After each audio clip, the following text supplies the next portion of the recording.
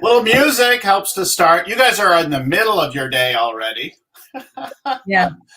And Matt and I are at the beginning of our day. Very beginning. At least you're not singing. At least you're not singing like Darius does in his. Singing. I know this is one of those. Hearing this music? Can you hear? No. Really? Mm-mm. No. That's interesting. Really? So it's just me grooving out. It is. We're like, okay, he obviously is enjoying himself. That's so funny. Bob our Okay. head. Wait. What about? There we Now, go. you probably hear it, but it probably sounds muddy, like it's coming through my mind. Yeah. How about now? Now we hear it. Yeah. So there's something to do to work out on this platform. Hello, good morning, everyone, or good afternoon, whatever time zone you're in. Hello, and welcome again to the Scaling Up Business Podcast. So we're live now and it's played back later in iTunes, etc. On the audio only, but we're live on video, YouTube, Facebook, LinkedIn, etc. And I just want to remind everyone that we bring a new show like this at least every week. We drop the audio on Wednesday mornings. And then about once a month, we have a conversation with some of the other coaches and talking with them about what's new in the world of scaling up and what's happening with clients, that kind of thing. So beyond just the gurus that we typically have on, we add in new shows. We've got over 225 shows now over a few years that we've done. And so every topic from people, strategy, execution, cash to leadership, there's lots of them. Cheryl's been on before. We got two Cheryl B's. Cheryl Biron, Cheryl Beth Kuchler, That's true. and Matt Kazam. Matt, first time to the show. Matt is CEO, coach in the world of speaking and comedy. And Matt helped me and John Ratliff. Shout out today to John Ratliff. It's birthday week for John. Happy birthday, John. Happy birthday, John. Our mutual friend. And Matt got me up on stage to do a set of comedy at Caroline's in New York. And I did 17, 18 minutes of stand-up. Brutal. Like I'm pretty comfortable speaking, as you can tell. I was so nervous, I thought I was going to throw up. I was just beside myself, like trying to memorize the set and work it out and like do that in that environment. Oh my God. So, Matt, you're in Vegas, yes? It wasn't pretty. I wasn't pretty. Until you got on the stage, but then everything was fine. But it was, definitely one of the more neurotic people I've had to work with for sure. Excellent. Excellent. Oh, yeah. So, Vegas today, Matt? Vegas, yep. Nice. And Cheryl Biron. Yes, I'm in Lakewood Ranch, Florida, outside of Sarasota. Yeah. Awesome. A state crazy in its own right. I know.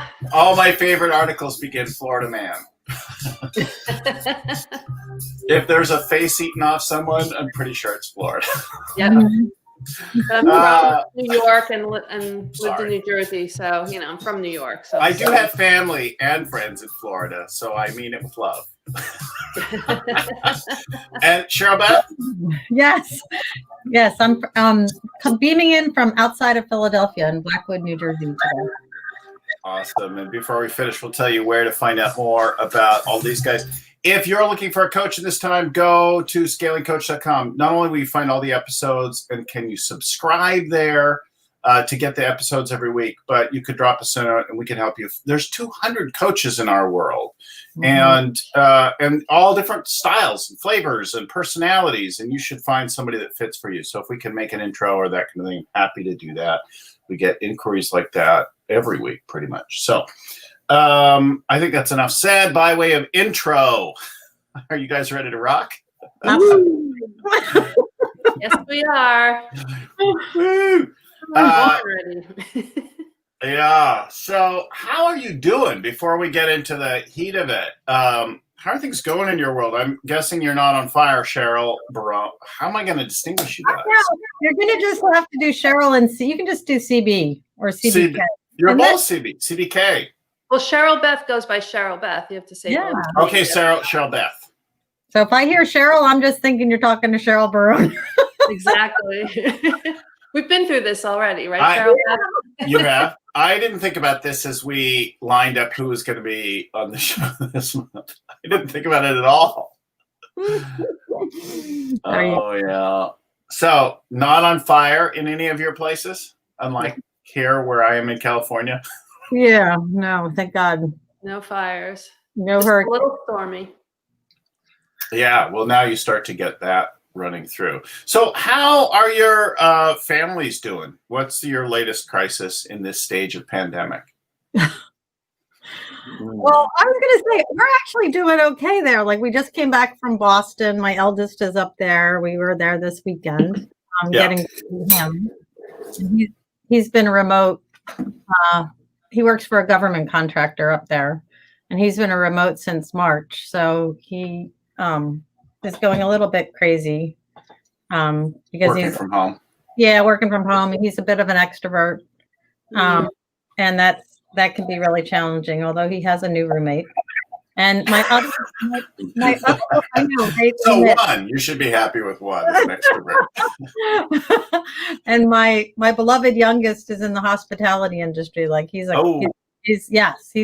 cooking right now. Like because our restaurants in Philly just opened up 50% inside dining. Yeah. And we'll see how that goes. I still don't want to do that. No, outside. I'm groovy. People here, so like thank God. Outside. You know, I would say, who are these people that like have to go back to Applebee's? Like, why? No. You know, like my life won't be complete unless I can get back to Chili's. No, like take that home and eat it. You know, unless it's a Michelin 5-star chef that you have to go and have it cooked there. At the moment, you just sit around other people. You know, it's you know, a plague going. And Philly, you know, I mean, Philly has a lot of great like independent restaurants. Yeah. I mean, that's a positive because you get a lot of selection, but it's a downside because they got not just Applebee's. No, the nice restaurants I get, you know, I get that, you know, and I'm even better at 50%, you know, it's even, oh my gosh, you get better, you know, service and everything. Yeah. I think it's because people don't cook. Yeah. Well, that's another big thing. We cook, we're foodies, we're just perfectly happy staying home and cooking for ourselves, so.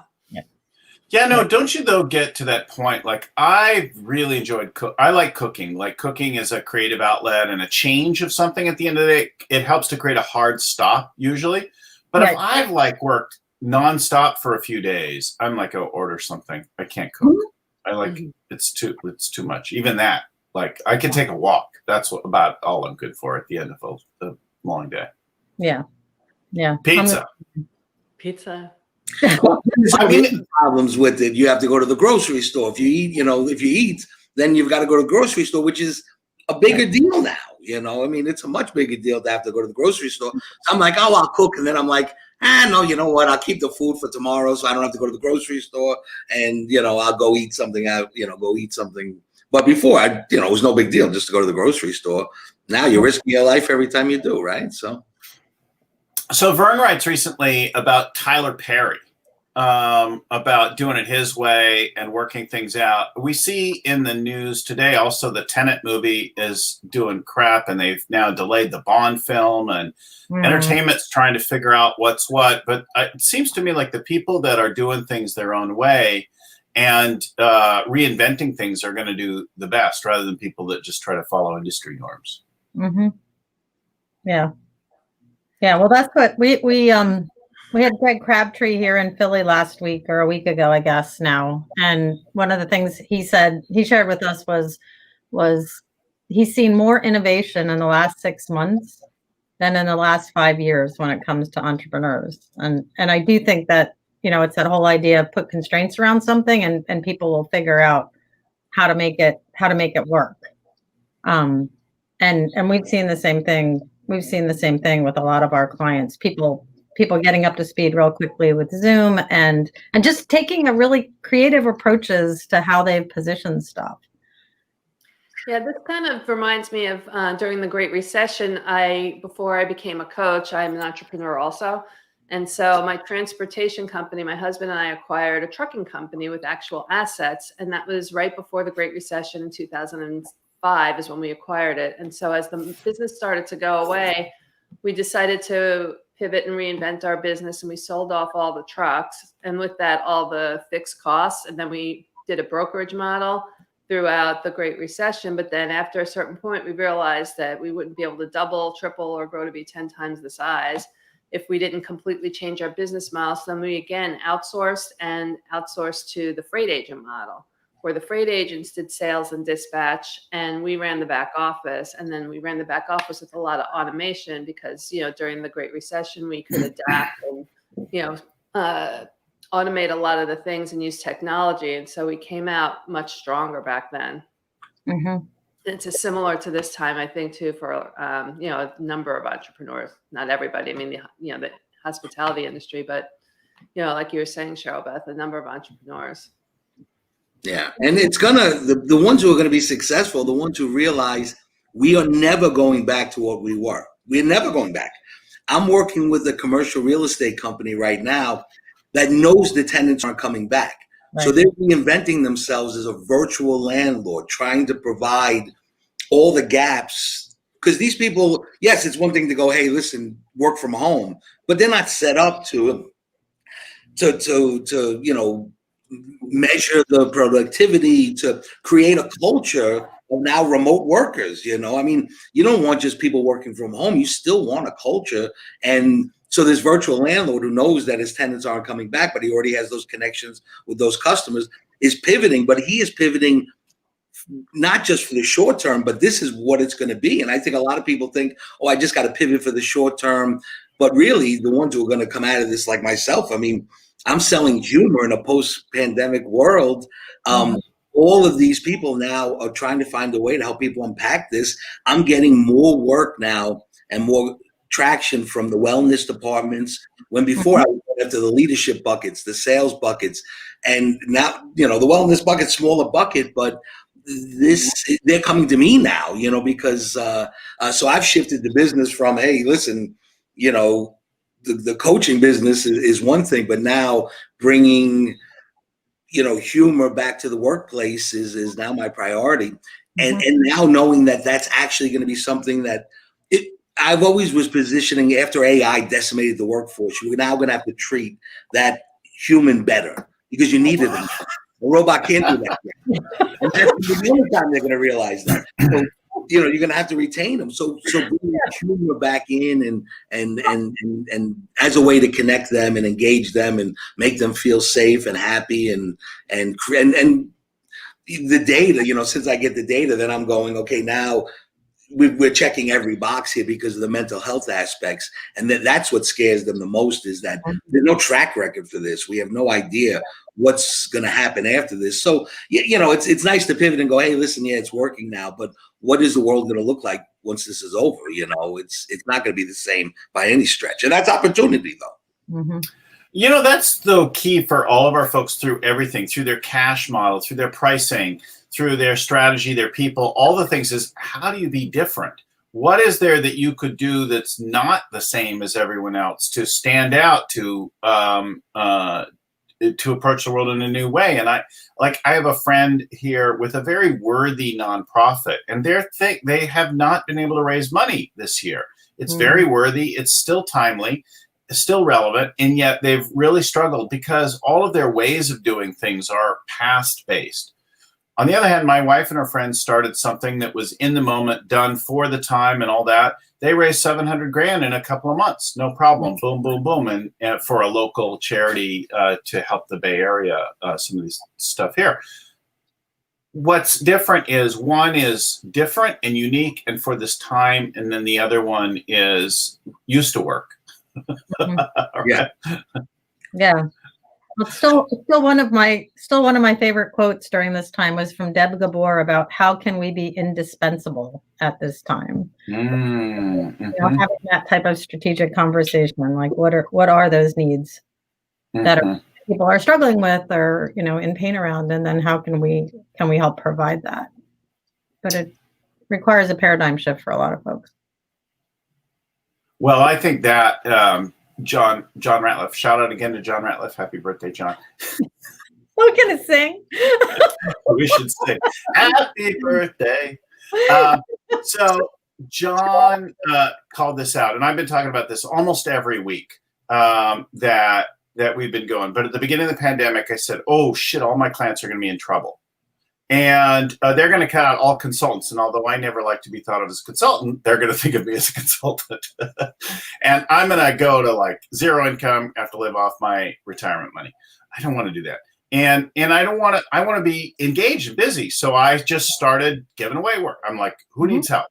Let's be indispensable. People need anyone as an advisor right now, especially someone with some experience and that kind of thing. So I just said, if you need help right now, like as the whole shutdown began, call me. I'll coach you for free if that's what you need. Pay me what you can. Yeah. And we got super, super busy, and I've continued to add clients and stayed very full. In fact, above where we used to be through this time, and even managed to give clients and leads to other coaches who need stuff because of that, and because of being out and being relevant. I think more than anything else, John said, it's because you were willing to do it without any expectation of compensation that you now make more money, which is perverse, right? Mm-hmm. But there was no compensation to be had. It was so funny. I mean, I kind of did the same thing when it first happened, but there was no way you were going to be able to like get a new client in that first 6 weeks of lockdown. I mean, people were numb. We didn't even know how to do business during that time. So it was a great idea to go there and do it. But there really was no other choice, you know. I mean, like I act like, because it wasn't like you can go knock on somebody's door and be like, hey, I want some money during this time. Nobody was giving up anything. You know, we didn't know what was going to happen. There's no stimulus bill yet. So I did kind of the same thing where I was like, I went to like first responder, second responder mode, where it's, how can I help? How can I help? And for me, it's, I can make people laugh. So I started doing virtual shows and virtual whatever I possibly could for people, and just come on in and but not with any expectation of anything, probably for the first time in my life, you know, with no expectation of anything. But now those programs have turned into my virtual offerings now, because that was kind of my lab. I was figuring out what people needed and tinkering with it for free. And now it's, you know, it's streams of revenue for the business. Yeah, that's actually become our, like, because I mean, I think March 16th, Monday, March 16th, we'll like go down in infamy, because that's the week they announced lockdown in our area. And I remember scrambling, and God bless Andy Bailey actually, you know, one of our Petra Scaling Up coaches, actually had a webinar where he like had these thought leaders coming on just to give resources for his clients. And I was like, what a great idea. I'm like, Andy, I'm stealing your idea. So that's what we did back in Q2, was we had Crabtree come in and talk about like planning and fiscal responsibility and putting together your weekly cash flow. And then we had Deb Gabor come, Randy Nelson, who wrote the decision. And he did a whole crisis a couple of weeks later. And it works well during Q2, having all those folks come in that we're now doing it in Q4. You know, it's similar types of things. We have Marissa Levin coming tomorrow, and Karen Kopp is going to come to talk about BD and sales. And I'm just and Darius, of course, is like, he's actually going to be January on his core values book.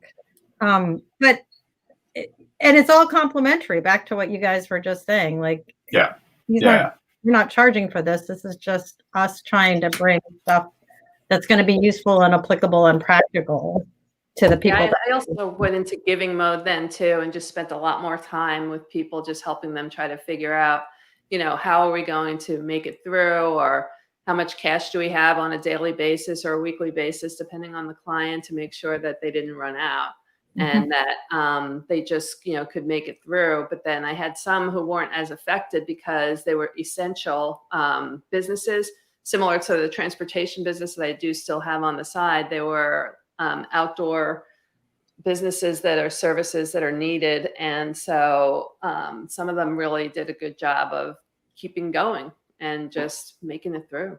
Yeah. You know, here's another thing I think that's useful. The next item from Vern's Insights is an item about something that mostly has happened, although some people are still doing these things. He talks about studio sheds, ADUs, that kind of thing. We put in a Tough Shed brand. He writes about a jump, 14x jump in studio shed, people putting up offices, sheds, that kind of thing. We moved out of our office of 24 years. We had two businesses in an office in the same building for 24 years. And we finally moved out of it because we're like, we don't want to go in all the time. And there were other issues with one of our tenants and that kind of thing. So we moved out of our office. And we moved one of the business home. I just started working from here all the time, not traveling as much. And my assistant, Lucy, who's in the background here, producing and rocking and rolling for us, she moved her stuff home. So she had an office. I had an office. We had a conference room for client sessions and all that kind of thing. Just got out of that. And then we bought a Tough Shed brand, which is actually sort of, can you see that? Oh, no, can't see there. My side camera. Right out the window there, right out the window is down the ground floor is this Tough Shed unit. We moved all our storage to that. Then we moved the other business into the other ADU, and I think that's happening. But what does that mean for your traditional offices? How will those get reconfigured? Where will you be comfortable or not comfortable working? Should you even bother? So many companies now we're hearing are saying, well, what will it look like in the future? And maybe people come back for meetings or for occasional work or because their house isn't big enough, their apartment isn't big enough, right? It feels to me like this is a where's the puck going kind of opportunity, because what does it mean for commercial real estate, for office space, for the design of the cubicle, all that whole world, right? Yeah, it's an advantage for some companies if they don't need to have the office, and then the employees also, if they don't need to, if they're working virtually anyway, they might as well move out of the city. And I know, of a bunch of people who have done that, moved out of the city or renting, the city being New York, and are renting out in Connecticut or, other places. And then there's a big influx of people down to my town, Lakewood Ranch, actually, just because people are wanting to get out of the big cities and they can work remotely. But there are other people, I think, that working remotely is not as much of a luxury because they don't have the space. And these sheds, for some of them could be an opportunity, but also for those people, just getting out of the house and getting back into an office is better for them as a human being in relation to their family life.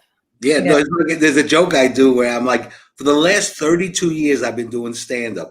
Anyone with a job and more than a half-mile commute, all they would say, I want to work from home. Why wouldn't they let me work from home? Let me work from home. Da-da-da. Now they get to work from home. But in their remote work fantasy, the kids were at school. So I like the trailer idea because you can escape from the kids. You can at least hide from the kids, even though the trailer is probably fun to them. It's like a clubhouse. You're not going to get rid of them. But like 2 weeks into the quarantine with the kids at home, they were like, I take my chances with the virus. But really, not everybody can cut the cord. Some people don't know who they are without that commute, that going to the office, So there's going to be after a lot of, for a lot of people, you're like, oh, everybody wanted to work from home. But first of all, we got to get the kids back in school. And then second of all, somebody's going to have to teach them how to be them working from home. It's not just, sleep till 10, watch The View, send a few emails and go home. They are now going to have, metrics on you to track your productivity. They're still going to expect you to work. So, but I think there are a lot of people who need that social aspect of going to work and they miss it. And if it's taken from them, again, you have to understand what's being done to the human asset. Remember, I'm a comedian. I get them after they spent 8 hours at the office. And I go, what the hell is being done to them? Which is why, my passion has always been trying to bring humor back to the workplace, because I've seen the effects over 30 years of when they had it and now they don't. And now especially, it needs its place there to just help us deal with all this, Well, and then there's the companies like, we have several manufacturing clients, some in the healthcare space. They don't have that option. Like we spent a lot of time. The other thing that we have is that we had actually before COVID where we had a Slack channel for everybody so that they could share best practices and that type of thing. And that's been one of the ongoing conversations is what are the safety constraints, like splitting up shifts. I mean, that was actually a big part of our conversation the last 6 months was how do you go to work safely? Yeah. Not just work remotely. Yeah. I just got back from doing a live session with a client yesterday. We did most of it outdoors. We had a meeting room with more than 6 foot separation inside, and then open doors on 2 walls. So big spacing and we kept our indoor things. Generally, we wore masks inside, except when drinking our coffee or whatever, and did as much as we could outside. And I have another one coming up this week that's all outdoors. It'll be in the backyard of one of the leadership team. So we're starting to do some of that in a blended way. I like the outdoor thing, except pretty soon the rains and the cold and that kind of thing will begin, and we won't be able to do that as much anymore. That was Trump's justification, though. I'm doing all my events outside. I'm not going to get the virus. Oh my God! And all those people got sick. Well, We've actually done the same thing, Bill. Our CEO think tank annual retreat was supposed to be back in June. We finally did it in September, and thank God the place we had has all open. Like it's undercover, but you could open it up. We had relatively nice weather. It was a little windy. We had paper blowing, but people were so grateful to just like back to your point, Matt, like to interact, even if you had to have a mask on, like it worked. You know, it's easy. You get comfortable just putting a mask on and going to the grocery store and then doing some of the other things. Unless, like, I have a brother who still gets full Tyvek suit and goggles and everything. He looks like a spaceman. He goes out. He's very, very worried. He's had some health issues in the past. I've had, blood pressure and what's that other stuff that gets in your arteries, right? Cholesterol shit, clog it up, right? So you think about that, but after a while you do get kind of complacent. And I've had all range of friends get very sick, be in comas, that kind of thing. But even I, with those kinds of things, was starting to get a little. And then last week, a dear friend died rather quickly. Like he was an entertainer. He was still doing, I don't know exactly all the circumstances, but Jack Pollard passed away last week in a very short period of time. He was older and African-American, so he had higher risk impacts. Like it's tragic in some of these cases. I think it's a good reminder that adapting is important. And even after we go back, there are some people that are going to be a little terrified. Even after there's cures and remedies and things like that, and vaccines, and people will be worried about the next thing and when we're going to get. Let's just get through the vaccine part of it. And I have clients in Canada and the UK and Europe. It's all getting locked down there. It's worse. The second wave, everything that we're fearing is happening all over the world now. And yet we're not even, we talk about it kind of anecdotal or whatever, but it is, a second wave is coming. And that's the other thing too, is you should be preparing for what that's going to look like. And then, God, once the vaccine is here, that's a whole nother nightmare that we're all going to go through. So, I think you can only look at it in short doses, but you think there would be some controversy and some conspiracy around the vaccine? I don't know what you're talking about. Well, 5G microchip. Just need people to be able to wear masks. I mean, how long is it going to take us to get everybody to do a vaccine? So speaking of more impacts, right? Was it last week now already? I have no sense of time anymore. When we had the summit, we had the Airbnb co-founder on, Nate Blacharczyk. How do you say his name? Blacharczyk? Yep. Yep. Close enough. So I think there were a few things interesting. One, you might have thought that Airbnb was going to tank, but it's doing pretty decent right now. And I know that my wife has always preferred Airbnb over hotels for access to a kitchen and a little more space and a little less corporate environment, whereas I've always preferred hotels. But now I don't want to be in an elevator. that other people are going in and out of. And I don't want that lobby anymore, where I would love to do my work in a better lobby. But and next week I travel to a client and I'm staying in an Airbnb for a few days. I do worry, are they cleaned right? But anyway, the point of the article was more about their structure and their KPIs and the way they implemented daily huddles, which we highly recommend and recommend people either double down or add them or implement them if they haven't yet. But then also the way that they structured the roles as co-founders and figured out how to represent different voices. How's that impacted your client? What do you guys see? Well, I've always thought that you at least needed two folks, right? So, the integrator visionary idea, like having, and same thing inside out, there's another inside outside from blueprint to a billion, that idea that you've got that outside facing CEO, the one who's going to be more visionary, more strategic. And then you've got someone who's more operationally focused, like you do need those. I know that's not exactly how Airbnb works, but I think it recognizes the complexity, Right. In reading that article, it kind of reminded me, because in our transportation business, I was CEO, my husband Louis COO, but in reading the rules that they set in the article, they were saying to pick the right partner. Well, we're married, so we were the right partners, but then to set expectations and define the roles and responsibilities and distribute the responsibility. So who is going to do what? And since I was the face of the company, he liked being in the background. We're all leveraging our strengths. And so I think this is a really great idea for companies because it would enable people to divide and conquer and leverage their strengths, but it has to be the right partner. And then the other thing they were saying in the article is that you have to link their compensation as a unit so that they're all compensated on the same as a one unit. And that in my husband, in our case, it was true because it was our company for our family.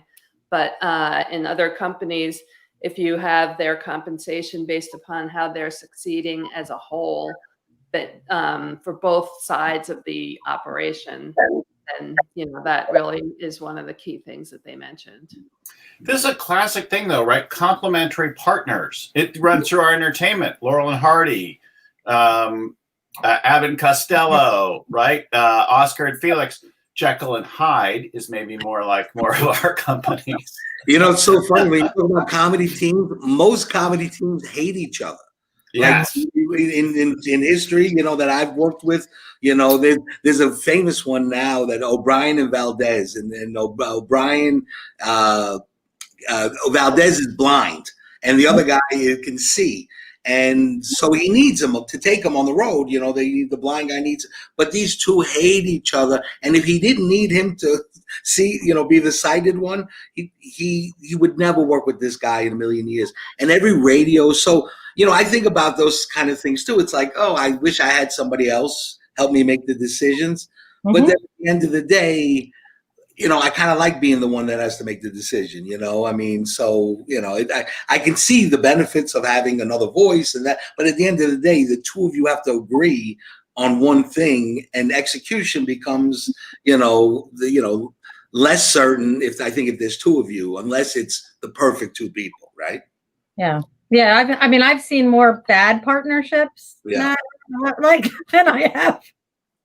Abbott and Costello. Costello probably wanted to kill him, right? Yeah, you're right. Yes,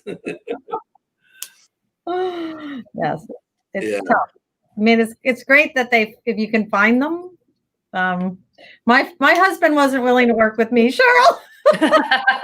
Well, people said we were crazy. They pull him aside and say, "You really want to work with your wife?" I would never work with my wife, but we managed to do it. We're just in line and in tune. And so picking the right partner, if you can find that, is, the first key. And then, not having the egos that, one person wants all the credit and all that business, just separating and having people work towards their strengths. The other thing they said, well, Yeah. it would be good for retention because a lot of people will leave a leadership team because they get passed over from being CEO. Mhm. And so, you might be able to retain more people too, which is a big issue at all levels right now in business. Mhm. Well, that key, right? There's lots of different roles in the company. There's functional roles, there's process roles, and then there's stylistic roles. I'm really great with the team. I'm really great with the customer. I'm great with systems. I'm, different people great with different things, and representing the different voices and perspectives, right? I'm a good executor. They're a good strategy person. That one's great with the relationships and things, and that one's a great evangelist. That range of it is really good. And I think most of our key contacts are usually CEO, right? They're executive, founder, strategic oriented things. And they might be strong in those, but that complementary side and giving away, embracing the difference for the operational thing. Shout out to Cameron Harold, who runs the COO Alliance, which is really about developing a very complementary set of tools. So his partner, Brian Scudamore, both of them were users of the Scaling Up framework and early students of Vern, and grew that. It's now over a $500 million business. The O2E brands, 1-800-GOT-JUNK, and I forget the name of the other. Like racing to try to find those names. Anyway, so Cameron now runs the COO Alliance that develops, and gives a resource to the COO, who brings that operational integrator type execution person to that partnership, right? Mm-hmm. Makes a huge difference. I worked with my wife for 10 years. Oh, how did that go, Bill? I would like, it really worked in terms of our total life, right? We did it after 2001. We used to have 3 companies, and then we shut 2 of them down, and we focused on the one that she had started, and I came in as CEO, and it definitely had its ups and down moments. And there were places that we didn't agree, but when it worked best, we recognized and respected that each of us had a different role, and honored the difference in perspectives. And so we're a lot alike in many respects. And so very often we would knock heads. But I think the separation for a couple in particular is really challenged, because getting the business out of your head at night to be with the family or to be romantic in any way is a harder transition to make. Mm-hmm. That's why my book is called The Hot Tub Manifesto, because a lot of our great ideas came after work, quote unquote, where we were just sitting in our hot tub and brainstorming for the business. But yeah, when I'm in a hot tub, I'd like to have other ideas than business ideas. I know. Remind me never to go in a hot tub with you, Bill. Oh my Lord. Rest assured, I'm not going to have any ideas about you yet. Well, I think that was the thing, like looking at the evolution of Airbnb, plus that thinking of, is it a 2-person job? I don't know if it's a CEO that's a 2-person job, but the notion that there are different roles to be addressed, and thinking about each of the key roles that needs to be addressed within a company, whether you like them or not, whether they should be your role or not, are really different things. Well, I meet so many CEOs, and Bill, I'm sure you do too. At these networking things we go to, none of them want to run the company anymore. They all speak. They want to, get a podcast, become Gary Vee. I think about Gary Vee. Thank goodness he's not running the company on a day-to-day basis. The guy is making, 1,000 videos a day. Would you want that guy running the company, actually running the company? So, I think, and that's why Cameron, you always see him at all these events, all the things, Vern's events. You always see them there, because the CEO becomes so much more important now, because every CEO wants to be a rock star now, and that's going to take time and energy. So. Right. We also had, of course, Sir Richard Branson on the summit as well, talking that kind of the ultimate rock star CEO, right? His outfit and his hair always just is so to create that right lifestyle image. Here I am talking to his job, the Virgin His Islands. job is to be the face of the brand, and that's thank goodness. My coaching business, when there was speaking and there was a lot more public events. That's what I did, was write the jokes and write the copy so that they can engage people that way and be the rock stars they want to be. And but that part of the business is part of the business, and the running the day to day could be the COO's job, for sure. Well, SpaceX is a good example of that, right? Everybody associates Elon Musk with SpaceX, right? But there's a woman actually running the things over there. Yeah. And she doesn't get nearly enough attention. That's a whole other show that we could do. We'll have to get Matt off and maybe me and just have them all talk about getting more focus on female executives and entrepreneurs. But Sure.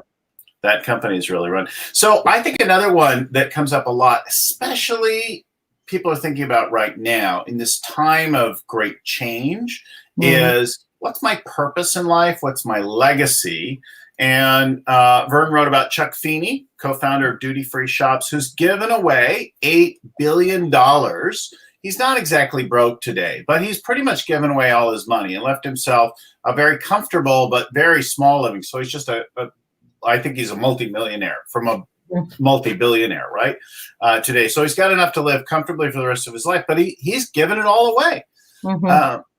And there's something great about that, like letting your money be a vehicle for the things that you're most passionate about, that express your highest values. We've had Lynn Twist on before the show. She's a dear friend as well in the Bay Area here, who talks about the soul of money.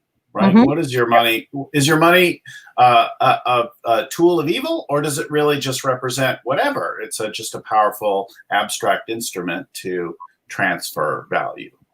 And so would it transfer and flow through you for something that you really care about? Right. But you can still keep $1 billion just in case. Just in case. Even when you die, but it's like, Well, just how much do you really need? How much do people need? But, obviously, and I think that's the future. I always talk about this. Why telling your brand story or your origin story? Why people? Because these younger people, they won't spend a nickel unless they're saving an otter or a beaver or helping the elephants or the planet. So evolved enterprise is going to be more and more important going forward. So this is a case of a guy doing it after, but he should have been doing it probably all along, and then he wouldn't have to give it all away at the end, Well, he also, though, said it's important to give while you live instead of when you're dead. So he was kind of doing that in a way. And he said it was important not to delay because, you want to have the impact and then you can actually see the impact of your giving. And, why should everybody wait until you're dead? So seems super satisfying, right? To be able to see it, observe it, feel it, and then make adjustments to it, right? But this is a whole group now that are thinking about how do we give away everything before we're gone? How do we leave with nothing, right? There's not a lot of point in burying yourself in a Rolls Royce.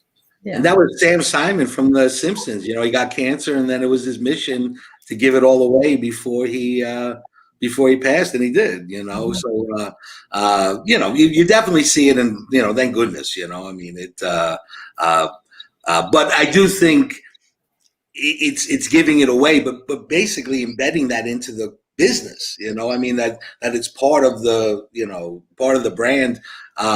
To give it away as you're going, not just I'm going to accumulate and then I'm going to give it away. It's just going to be part of the day-to-day of what we do. One of my companies did that. Go ahead. My clients, they gave 10% and built a school in Haiti for children who needed a school as a project that they, supported, and they felt like, giving as they go, and it was a line item in their budget. Sure. Yeah. That's what you're talking about. Yeah. We've just started reminding clients often in this quarter about the one-page personal plan. Not to really start it yet, although some are beginning it now because they're re-examining and reassessing their lives. But most of the time we're doing it between Christmas and New Year's, when business is the quietest in North America anyway. and they're assessing their lives in the year, and that there's going to be a lot of that this year.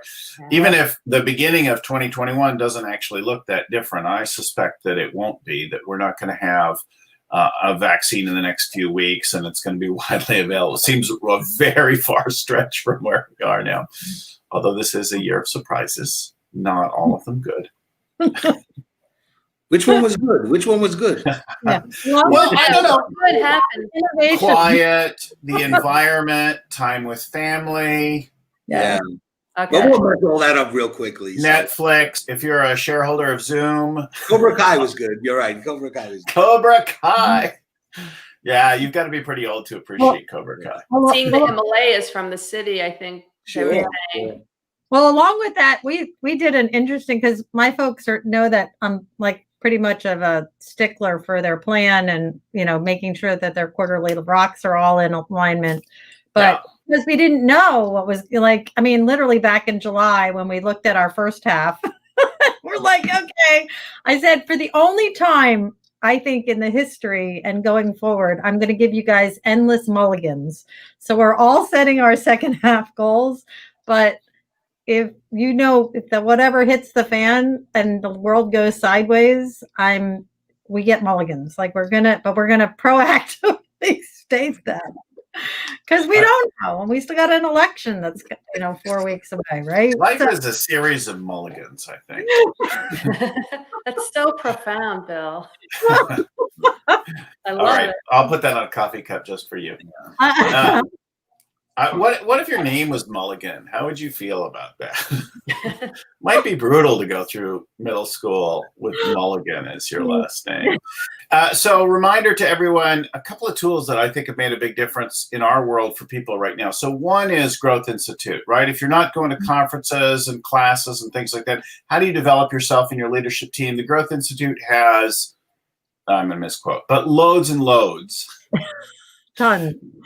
A bazillion classes online, and the demand for their stuff and the way that it's working today, and they're investing in more and more. They've upgraded the platform. So Growth Institute, great place to do deeper dives on all the tools and topics that we talk about. We combine Growth Institute tools for our clients, and then we have some people now that come in to do the MBD, the Master Business Dynamics. That's an online course that they go through, like an MBA, but focused on entrepreneurship and high growth companies, where they learn the basics of scaling up and all the source material, right? We're a best of framework that brings the best of the best things in all the 4 decision areas together. So MBD course is a multifaceted course like an MBA, but all online. And then we combine a little bit of coaching via phone or Zoom, or a combination thereof, to help people bring their whole leadership team, not just the leader.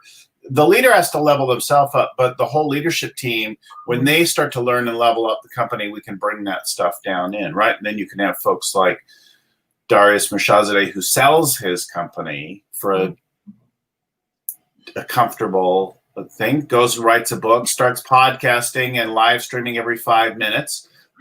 And singing so beautifully. If you haven't heard Darius sing an intro for one of his guests, you don't want to. He's so it's not fearless. It's just he's so like he doesn't care, Bill. He's just I'm gonna be like a little kid who's gonna fully embrace his dorkiness and sing badly off key. With full gusto, right? Fully throwing himself. It's very, very, very charming. And I'm way more committed to looking cool and not singing if I don't sing well. You do stand-up though, Bill. I did do that. And not all of that looked good. That ship has sailed. That looking cool ship has sailed. There's not much you're going to do. For a guy who's done 47 triathlons, I like the number gets bigger every time. I don't have to do any more triathlons. You'll tack another one on each time for me. Can't wait till you break 50. The other tool I think in our world that's really, really relevant, there's 2 more really. So 3 tools. So Growth Institute, online learning. The other one is Align Today. So you could use there are other systems and others that could be used by that. One of my friends here, 15.5. lovely tool for reporting. They've added OKR management. Similar idea, but 15.5 is purpose-built. Aligned today, the Scaling Up scoreboard is purpose-built for scaling up. So it's designed around that, integrated now with Zapier and Slack, I think, and a couple other things. So you can do some integration with it. But managing your quarterly priorities, that kind of thing, have some kind of tool. And we've got a great purpose-built one that's really, really easy to implement. And they're adding more to it all the time so that you can track and do that.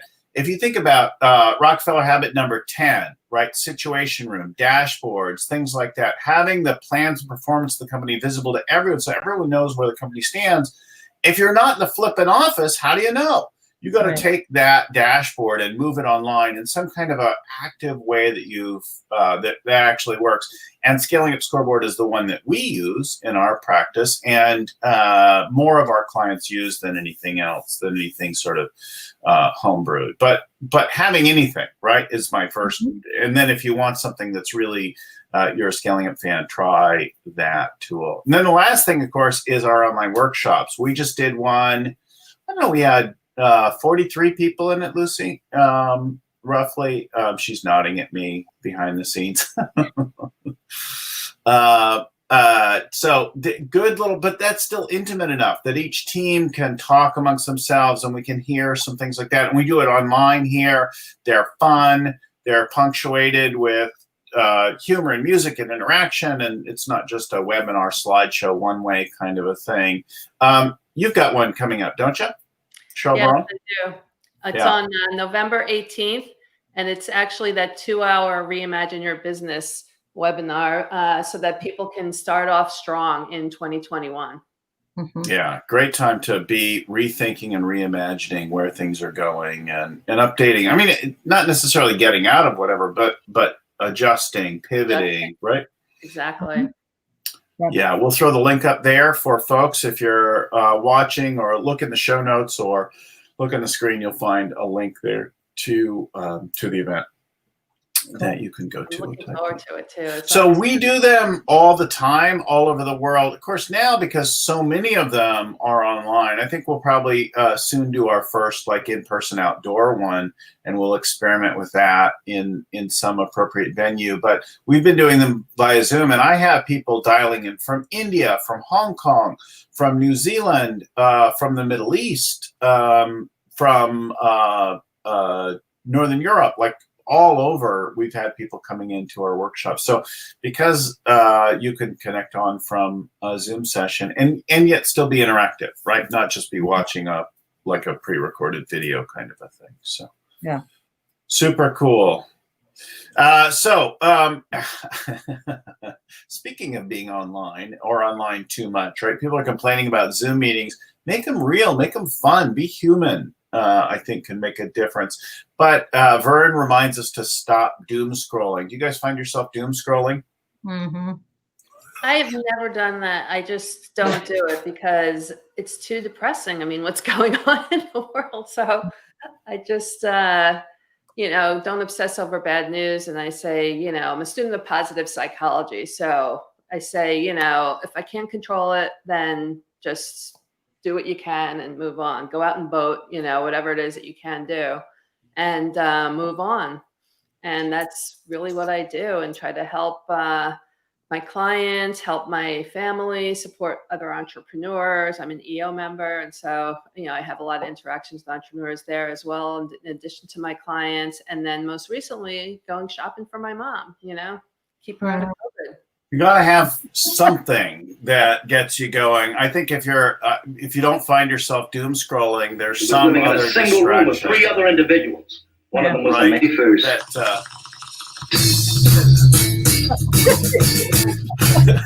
And I know some of us are dealing with the crisis. There's bad shit. Matt, how are you handling things? I can hear the music now. Everybody else can? Yeah, could you hear the unmistakable sound of a bong? Yeah, right? I mean, I think, it's fine though. I mean, he's talking about not doom scrolling, but at the same time, again, we were trying to take a an approach over the last couple of months where we made sure that our folks had access though to the right information. And so, you know, a lot of it is reading past the headline. Somebody actually just posted on LinkedIn this morning about like Twitter is putting out stuff now that says read past the headline. Like in order to give people, because we were like learning about the virus, right? And science is not it's not like Google, you just Google it and you get the answer. Like science isn't a big experiment. In order to keep people up to date during all of this, and you know, we work with like 25 or 30 companies at any one point and give them the most accurate information. I mean, I was probably watching news more than I ever have watched in order to be able to make sure that folks had that information. That said, I ended up having to take a hiatus in the last few weeks because it just got it does get really overwhelming. And trying to find it I'm trying to get this information to help people. Sure. Yeah. But you got to also realize where you're getting the information. The people who doomsday scroll will click on anything. Right. Like, forget about where it's from. I mean, you know, so literally it's just consuming horrible information for horrible information's sake. You know, whereas the rest of us got to sifting through it, trying to find the truth, or at least some measure of the truth. Trying to get your news from Facebook instead of, I mean, you know, the Financial Times, the Guardian, the Economist, those were actually some of the key. Absolutely, yeah. Yeah, and I'm not ignoring the news, but I definitely am not obsessing over it. But it is true that if you read through articles and educate yourself versus thinking, oh, it's in print, it must be true, which a lot of people do. They just click on random things, like you were saying, Matt. You know, I definitely. We're all educated people. We'll share something from, like, you know, the Focus Institute. Who the hell is the Focus Institute? You know, I mean, you know, I'm leery of even posting mainstream media these days. Forget about, you know, sharing just, but they think it's a weird populace we have here, and you know, and there's so many people that will feed, because now it's like someone else will kind of give you that opinion, and then you make that opinion your own, and then you're just consuming everyone else who now knows you're on that side. You know, I mean, never has it been so easy to, you know, there's not 15 different beliefs out there. There's 2. So, you know, well, I'm so driven by confirmation bias. But we click on the things that fit our existing fears and beliefs and that kind of thing, and we just reinforce that, and we follow and thumb up our friends who share things that tend to agree with whatever we are. And if you're getting whooped into a place of fear, like it's tragic. And I know that when I'm in a good space, I look at like innovation, home life. They're fairly positive. What's that? Cats. Yeah, cats is not. I don't find cats that entertaining. Oh, lately, my daughter's so into cats. We're watching every cat video now. So, technology and cars, I really like. And I become more interested in home projects and, funny enough, recipes. I'm like, oh, that looks like a good recipe. Which is so funny. Like, when would I ever do that? And then somebody in the middle of one of my meetings last week said meatloaf. And now I'm like, oh, I've got to make some meatloaf this week, because that's just the best, most comfort food. I notice in the middle of one meal, I start talking about, well, what are we going to make for the next one? What are we going to make for dinner? I'm like, we've always done that in my family. Oh my God. My wife's like, what is wrong with you? Like, you're still eating this one. It is better than doom scrolling. Here's what the virus can do to you. And here's how the bad people are. And whatever side of the political value spectrum you might be on, right? The bad people is always the other one, right? That's what those people are doing. And that is so much in our media. Oh, it's getting bad again over here, rather than here's how they're dealing with it, right? One of my teams is in New Zealand. And they've now locked it out again. And that team meets in person in a conference room right next to each other without masks on. And that's normal, not some ideological stance they're taking. Mhm. Not a rose garden event. It's also New Zealand. They've done a little better job of it. I know. Female prime minister. I think they That was deserve- a great one. They showed all the female countries. Yeah. I'm ready. As guys, we've run it for thousands of years. Let's give somebody else a chance. It might be that we're not so smart as we think we are. Yeah. Maybe we should stop and ask for directions. Not gonna happen. Not gonna happen. So, maybe one of our last items for the week is Darius Mirshahzadeh. Shout it again. How many times have we mentioned Darius? He says Darius. I'm used to saying Darius. Yeah, right. Darius. We'll use the Persian native pronunciation. Darius Mirshahzadeh. He's Darius because he grew up in the United States, right? Even though his family is Persian. He's a badass, right? He was in my chapter in San Francisco for EO. He's a badass. And I was launching the accelerator program here some years ago, and Darius was one of our first coaches in that program. Darius calls me up the night before because he was having a newborn and all that. He says, I can't do this. I'm like, what the hell are you talking about? You can't quit the night before. I've got 5 people who are expecting you, who need you tomorrow. You need to show up. And then you could replace yourself over the coming weeks. But you don't get to call me the night before and quit when there's 5 people looking for you as a coach. So I can be such an asshole sometimes. Mm-hmm. And so he says yes. He ends up loving it. And at that time, he was launching his last company. And he went from a handful of people to 1,000 in just a couple of years. And you were coaching him. I was. Now he's got a book out, The Core Value Equation. So Cheryl Beth, tell us about Darius' growth in the book and all that. It's your job to talk. Now for the next whatever. Yeah. So here, go 30 minutes. I mean, it's actually just give love out his way. Well, I mean, honestly, going back to our earlier conversation, right, about it takes 2 people, like the real secret for Darius was Ali, and having because Darius is a bit of a wild card, as you know. If you're familiar, so if you're familiar with, he'll be fine with this. If you're familiar, I'm about to reveal his personal things. If you're familiar with StrengthsFinder, right? And they have 4 different dimensions of StrengthsFinder, right? Execution, influence, relationship, strategic. Darius has every single influence talent. So like he could sell ice to Eskimos, sand to Bedouins. 100%. Yes. He could get anybody to do anything. And Ali, on the other hand, is that really analytical COO, very by the book. And I remember actually when I was being auditioned to be their coach. To be the coach, Going back a few years, and I went out. He didn't ask me to audition.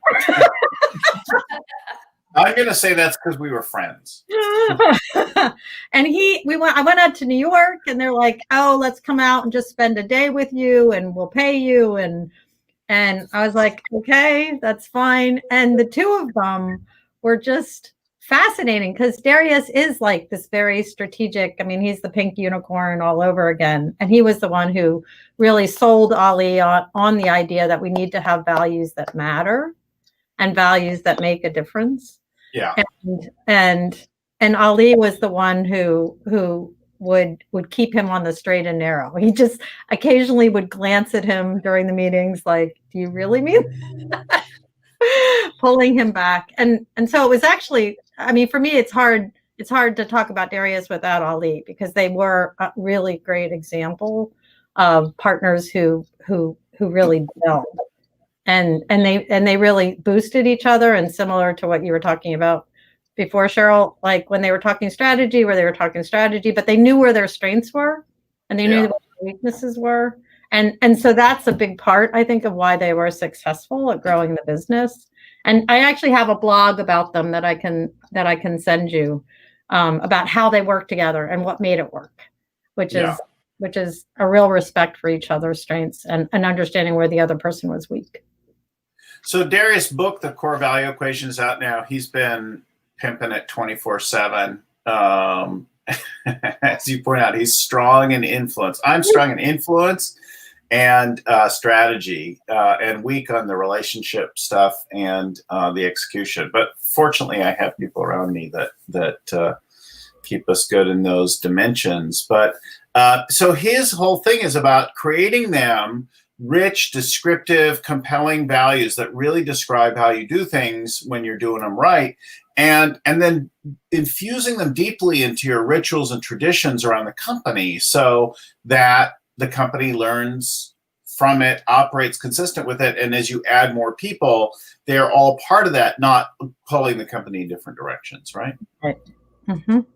Absolutely. And I think that makes a big difference. One of the companies that I worked with here a few years ago in the Bay Area also belonged to a different, they had like 75 people.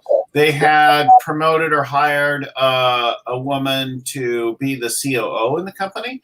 And she was struggling with people coming in all day long, every day, just to ask every little question.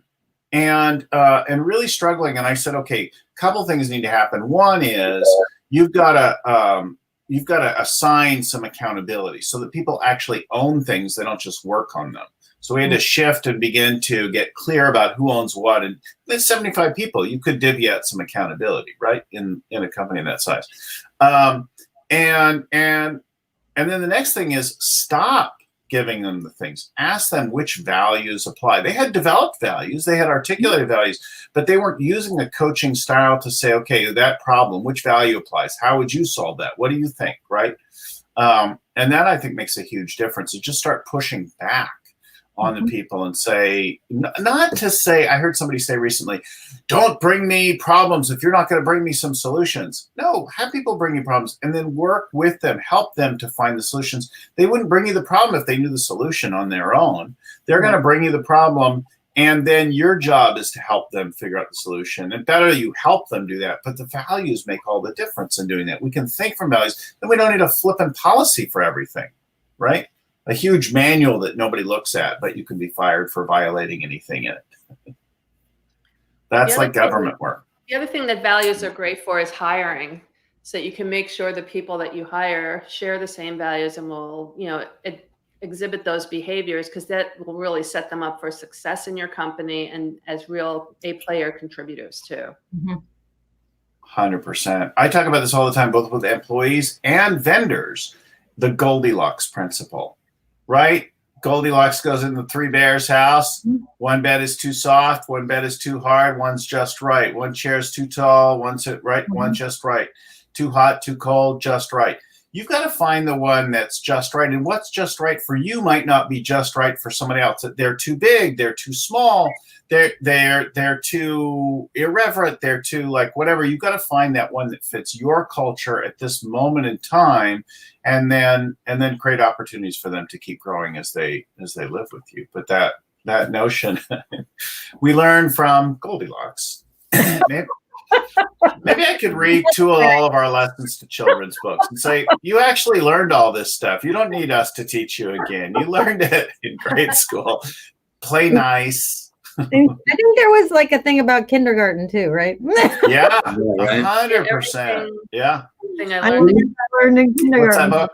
Yeah. No, you know what's been really cool about what you did with Stand Up Challenge is all the CEOs now are attracting better talent because people want to work for the CEO who did stand-up comedy, because that implies so much, and it's one of the first things I do when I work with companies now, where I go, it's got to come from the top. So let's do a C-suite stand-up challenge. Everybody does 5 minutes, and just so they can see you in that light, but you're also giving them permission now to have fun and connect and laugh but it's been really, really cool to watch that part of it, because I think it's actions too that can kind of convey your values. So not everybody wants to work in a place where it's fun. I wouldn't want to know who that person is, but some people want the old serious. But people have different ideas of what fun looks like, though, right? I mean, for some people, it's bounce house or a bunch of that's fun. But for some other people, Not it's heavy drinking and putting your ass on the well, copier. for some people it's that too. Right? So, like I said, that's it becomes values that it's that laughter is important, and again, not just for laughter's sake. Now, when I'm doing the talks from the wellness part of it, it's the most powerful thing you can do from a culture standpoint, from a mental health standpoint, and you get credit for the attempt. Like as soon as you reintroduce it, it works right away. So, it's kind of the same thing, when you go from the top and go, hey, listen, we're going to be a new company now. Here's what we stand for. And we're going to do things that speak to this, not just that it's words on a page,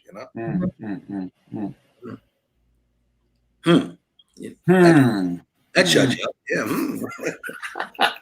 Well, I was just thinking, the last few years, so the comedy thing was part of my getting uncomfortable. And one of my values is never finished. And it's the idea of always learning and growing until I die. And I have a picture of Jack LaLanne that reminds me of that. He was this like fitness guru that pretty much worked out till he dropped dead. And when I used to think that I would somehow arrive at a place at some point and then I'd be done and I wouldn't need to work on anything. And it was stressful because I was always then looking for the next course or the next thing to fix something in me to get me to that done place. And it was somewhat exhausting and stressful because, of course, they never did. I walked out the same crummy bastard that I was when I walked in. Like every time I walked out, oh, damn it, I'm still human. I still have to pee and brush my teeth and make my bed and all that kind of basic. And I still make mistakes and lie and like all that kind of thing. And I'm not fixed. And when I realized I would never be done, it was an extraordinary liberating thing. I'm like, oh, I'm just going to be like at work. I mean, now that like made all kinds of things possible and joy just in the process of learning. So we created that. And I've now worked very hard, whether it's reading a book or especially doing something new and different. And so I saw our friend John Ratliff. Happy birthday, John. Cowbell for John. Cowbell for John. So I saw our friend John Ratliff do stand-up comedy with Matt Kazam, and I saw his little opening bit, and I'm like, oh, I could do at least as good as John. I'm sure I could do better. So I signed up and gave Matt a little bit of money, and he started coaching me and working through developing the material and working through the thing leading up to this big event. And it was really, really uncomfortable, but it is good. Like it's made me looser with stuff. I'd always been a bit of a public speaker, presenter, influencer, that kind of thing. And then in the early part of my career, I had a couple of embarrassing, uncomfortable experiences that reminded me of embarrassing, uncomfortable things from my childhood. And I shut down and I still spoke, but I became really, really boring and like flat. And I would get feedback that was very like just not ever excellent, just like really competent. That's just horrible. Good, not great. And then mixed in with he's a little arront, right? Which I might be. He's awfully full of himself and sure, like right. I'm gonna die arrogant. I'm pretty sure. Anyway. I got that. And then by doing Matt's thing, among other things, I like loosened way up. I was way more willing. Now I will upset people by dropping an F-bomb or making inappropriate references to smoking marijuana or whatever, but that's fine. You should go work with somebody else. You're not my client. If that upsets you, flip-flops are going to be a problem when I show up. Yeah, it's not going to go well. But some people are like, oh, we want that, right? That Well, knowing who you are and being true to yourself and then getting matched up with clients that appreciate that in you. Yes. Even more fun to work with them. Yeah. Yeah. Getting to that point in your life where you care a little less fucks given, as they say. Yeah. And you're like, okay, I'm 56 now. I have some experience. I have some financial security. I approach things a little bit differently, and it does make it more fun for me. It's definitely adds swagger, Yeah. which is funny, always needed with an arrogant guy. It's funny that you mentioned that. It's because I'm getting a call from a CEO now in Florida who I in the beginning I would take anybody because I needed clients, Yeah, give me money. If they were interested in stand-up comedy, it was enough. This lunatic wants to work arenas. He thinks he's been successful. That's his goal. Because I ask him what their goals are. He goes, well, I probably want to be able to work 1,000-seat venues, this and that. I go, this is not. Usually, my guys go, I want to be a better speaker. I want to be a little uncomfortable. Right. This lunatic. So now I'm at a point where he's stalking me, but I won't take him on because the little bit of money is not worth the aggravation, and also I can't deliver on what he wants. He's never going to be able to work 1,000-seat venues, so it's not going to work. It can happen, So it would be wrong of me to take his money. However, we're also in a Great Depression. I'm going to keep his number. Trust me. Who knows? Maybe you could bargain with him. What if I just get you to 100 seats? Right. Well, he did it first show. Bill, just to show you how crazy he is. So he booked his first show and kind of produced his own first show. Guess how much time he was doing on his first show? 2 hours. 90 minutes. 2 hours. Cheryl got it. He's that crazy. 2 hours. It is. I saw a long take his call just to see how that show went because I suspect I could see the mushroom cloud from the bombing that he had from Vegas because could you imagine going up there for 2 hours, Bill, your first time? If I had paid for the whole thing and paid people to clap for me like some North Korean dictator or whatever, if I made not clapping a punishable offense, it might go fine. Yeah.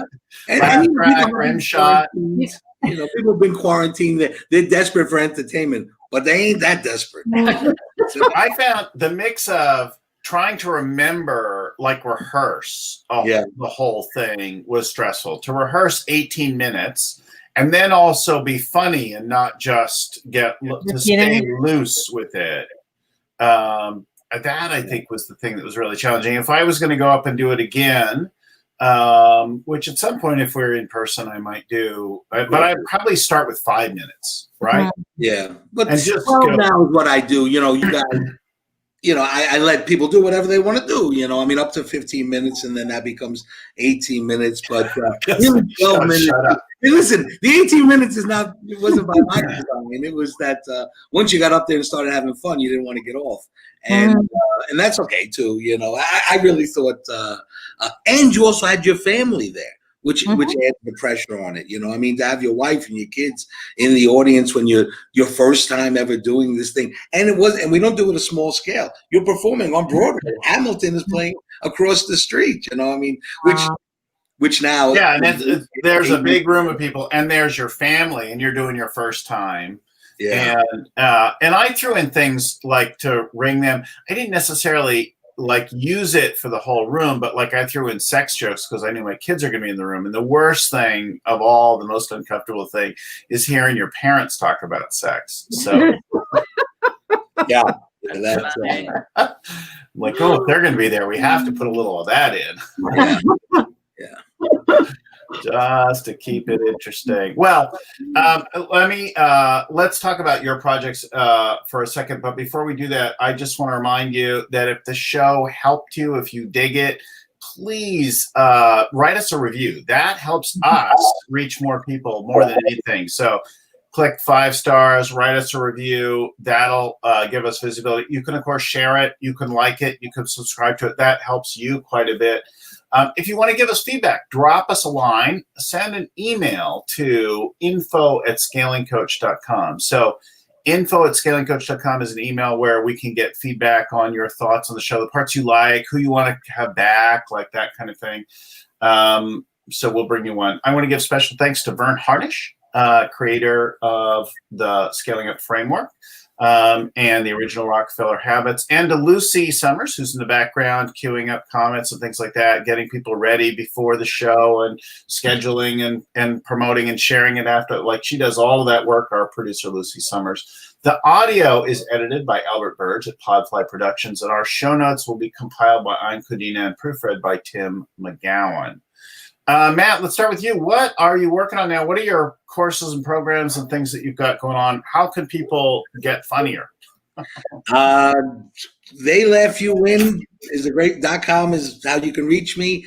And right now, like I said, the stand-up challenge, we're doing a Thanksgiving stand-up challenge. If you want to do it, we're doing a virtual, family-friendly Thanksgiving comedy show with all my alumni. So getting ready for that and then bringing the stand-up challenge back. But right now, I'm really bring the programs, my virtual programs. I have a virtual joke writing workshop, which is great for team building and connecting and engaging, and actually teaching them the science of joke writing, which it's been so rewarding because a half hour into it, they break out into little groups and they start writing comedy as a group.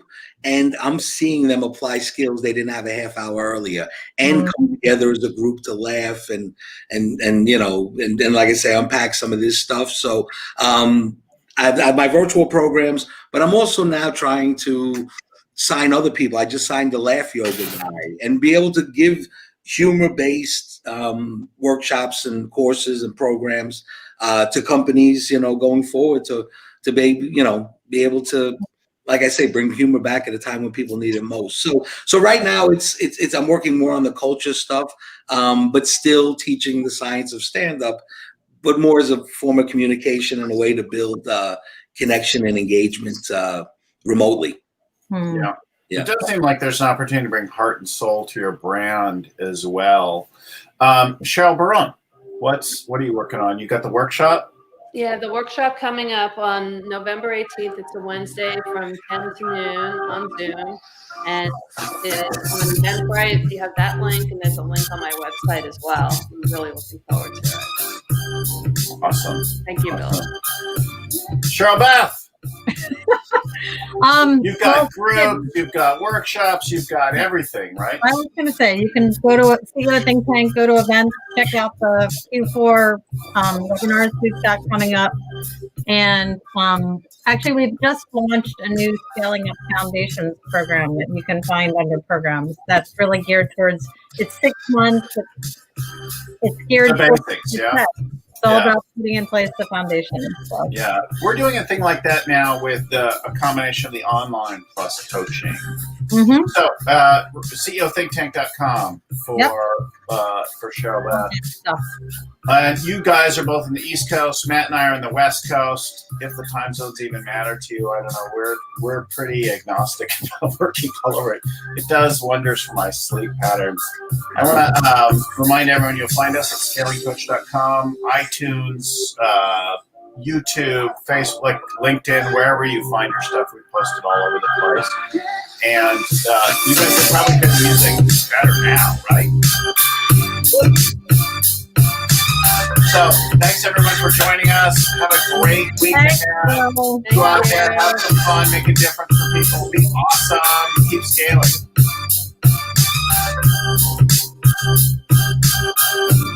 Thanks, Lucy. Talk to everyone again next week.